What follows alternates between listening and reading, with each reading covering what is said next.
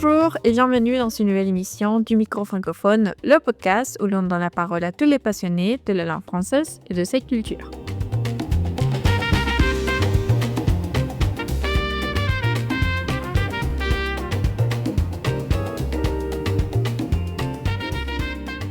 Bonjour à toutes et à tous, on se retrouve dans ce nouvel épisode et aujourd'hui on a le plaisir d'accueillir Jérémy Robert, animateur culturel. Jérémy, merci beaucoup d'être avec nous.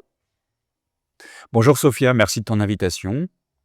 Alors, pour situer un peu, c'est quoi l'animation culturelle? Est-ce que tu peux nous expliquer un peu à quoi ça consiste? Alors, l'animation socioculturelle, c'est une forme d'action sociale et éducative, dont le but notamment est de créer du lien social, de favoriser la participation citoyenne, de rendre, acteurs, les gens avec lesquels on travaille.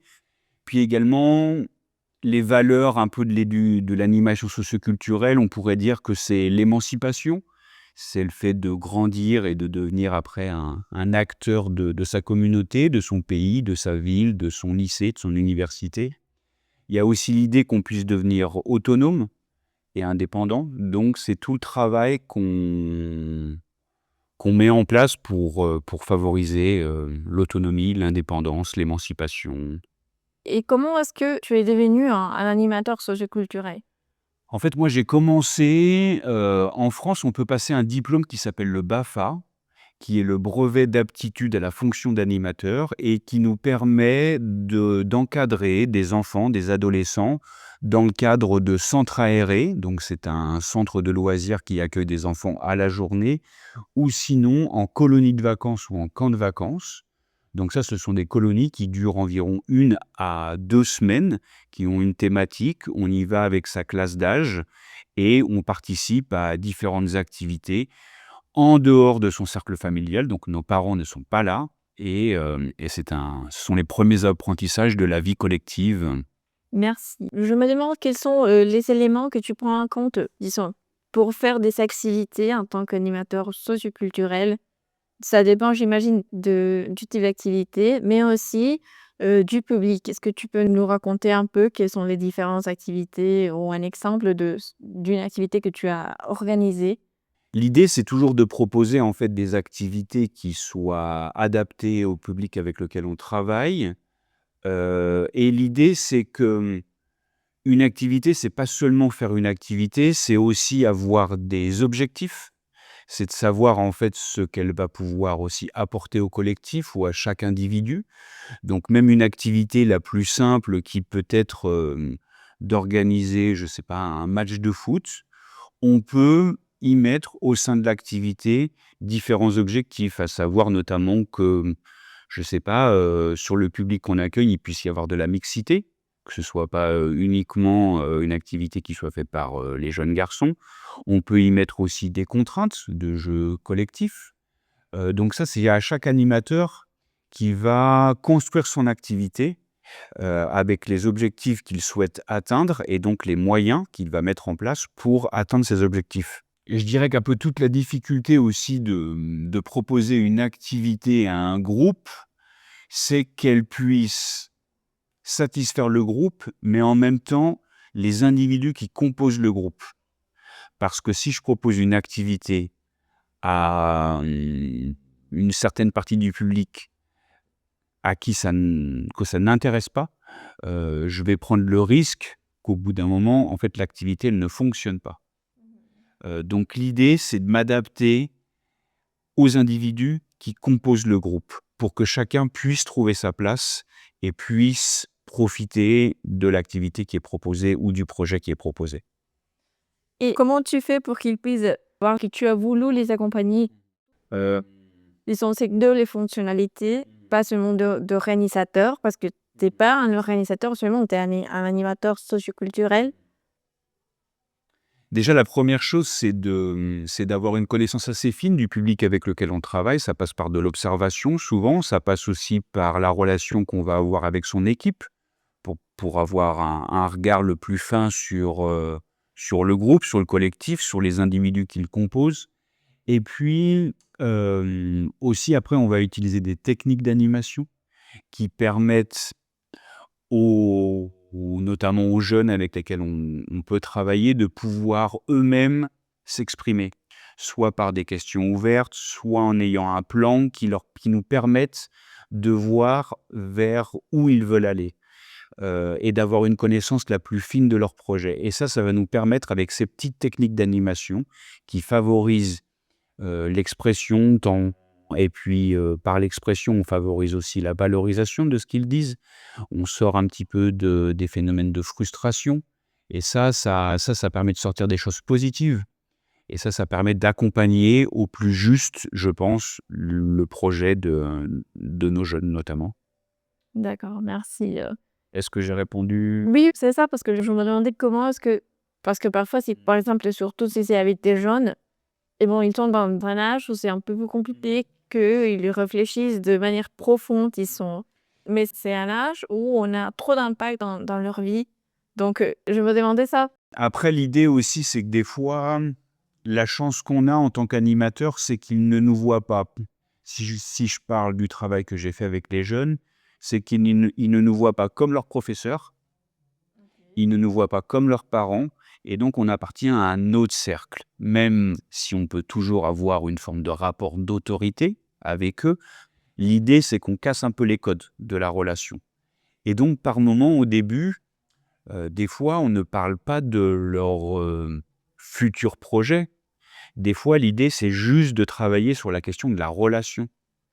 Et, et à partir du moment où, si j'arrive à créer une relation avec un individu ou avec un groupe, où ce groupe-là, notamment, se sent suffisamment écouté, respecté dans ce qu'il a à dire, dans ce qu'il veut exprimer, je vais créer la condition, ou je vais tenter de créer les conditions d'un partage, d'un échange et ça va nous permettre après d'aller un petit peu plus loin. Des fois, c'est des processus qui peuvent prendre du temps. Nous, par exemple, quand je travaillais en tant qu'animateur sur un quartier difficile, les mercredis et les samedis, l'idée, c'était que n'importe quel jeune pouvait rentrer dans le lieu pour faire une activité, jouer au ping-pong, au billard, aux cartes, discuter, voilà. Sauf qu'il y avait aussi des jeunes qui ne souhaitaient pas rentrer dans le centre social dans lequel je travaillais. Parce qu'ils se disaient: «Non, mais ça, c'est pas fait pour moi, je les aime pas», voilà, ils pouvaient avoir toutes les représentations possibles. Donc nous, notre idée, ça a été, au bout d'un moment, en fait, on va sortir du bâtiment dans lequel on travaille et on va aller sur le quartier directement et on va y aller avec des petites mallettes de jeux, des jeux de cartes, éventuellement une console de jeux vidéo ou je ne sais quoi. On va se mettre un peu là sur le quartier et puis peut-être que ça va faire venir aussi des gens qui normalement n'auraient pas fait le premier pas et peut-être que ça va être de créer la relation, va permettre de créer un climat un peu favorable à l'expression. Oui, ça va rendre la relation plus amicale. Exactement. Oui, c'est intéressant ça, parce que travailler avec des jeunes, parfois on a cette conception que c'est difficile, que c'est mais non, comme tu dis, si on s'adapte à eux, ça va marcher et parfois même on pourrait trouver des difficultés, mais c'est plus facile sinon en tant qu'adulte ou en tant qu'animateur socioculturel, on s'adapte aux différents publics. Et puis dans tous les cas, on part du principe que dans tous les cas, on ne peut pas les forcer. Voilà. C'est que, moi, je suis pas, l'autorité parentale, j'ai aucun lien d'autorité, donc s'il me dit: «Non, mais ça, j'ai pas envie de faire cette activité-là», qu'est-ce que je vais faire? Donc mon idée, c'est plutôt de voir comment je peux créer les conditions d'une relation. Oui, c'est pas de les obliger, mais de leur montrer notre motivation. Exactement. Est-ce que tu peux donner un exemple d'un travail qui t'a marqué? Bah, il y a un projet qui m'a marqué, sur lequel j'ai travaillé pendant 5 ans, où j'ai été à l'initiative avec un ami de ce projet-là. On a organisé pendant 5 ans un festival qui s'appelait Métissage urbain et l'idée, c'était de mettre en valeur, la pratique et la découverte des cultures urbaines. Et dans les cultures urbaines, j'entends la pratique, voilà, du chant, du rap, de la danse hip-hop, du breakdance, du graffiti, du skate, du roller, d'être DJ, et donc on avait, beaucoup de jeunes qui faisaient ces activités-là, ou soit qui avaient envie d'en découvrir d'autres, ou de bénéficier d'un accompagnement un petit peu plus professionnel pour se présenter sur scène. Et donc pendant 5 ans, on a organisé ce festival, qui était un festival gratuit parce que le but, c'était de pouvoir permettre au maximum de gens de venir découvrir ce que c'était les cultures urbaines. En plus, on était sur un quartier qui avait pas une très bonne réputation. Donc l'idée, c'était d'organiser aussi un événement positif, et que les gens puissent venir découvrir cet événement, le quartier et casser un petit peu les clichés ou les représentations qu'ils pouvaient avoir sur le quartier. Hem Et donc on a commencé un petit peu tout petit où on a accueilli, 200-300 spectateurs la première année, quelques petits groupes de jeunes qui venaient vraiment, faire une petite représentation de ce qu'ils savaient faire et on a fini à la 5e année, on a eu plus de 1 500 spectateurs sur la journée. On avait des chanteurs de reggae ou de rap connus au niveau national et qui partageaient la scène avec les jeunes qui habitaient sur le quartier. On a permis la découverte et la pratique notamment, du skateboard et du roller qui était pareil, un petit peu, mis dans des cases, identifié comme un sport un peu de riche ou quelque chose comme ça. Hem Et donc ça a été un projet qui a eu un impact, hyper positif, qui a permis à plein de jeunes de pouvoir montrer leur talent.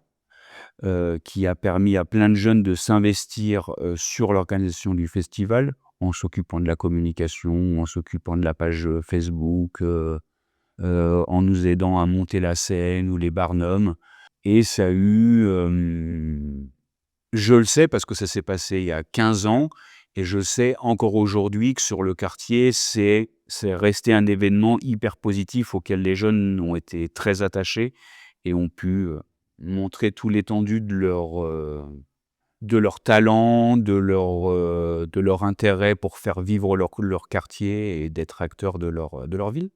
Ah, c'est bien d'écouter ça, n'est-ce pas? Quand on commence quelque chose et quand tu dis après 15 ans, ça continue. Mmh. C'est une expérience, j'imagine, très gratifiante pour toi.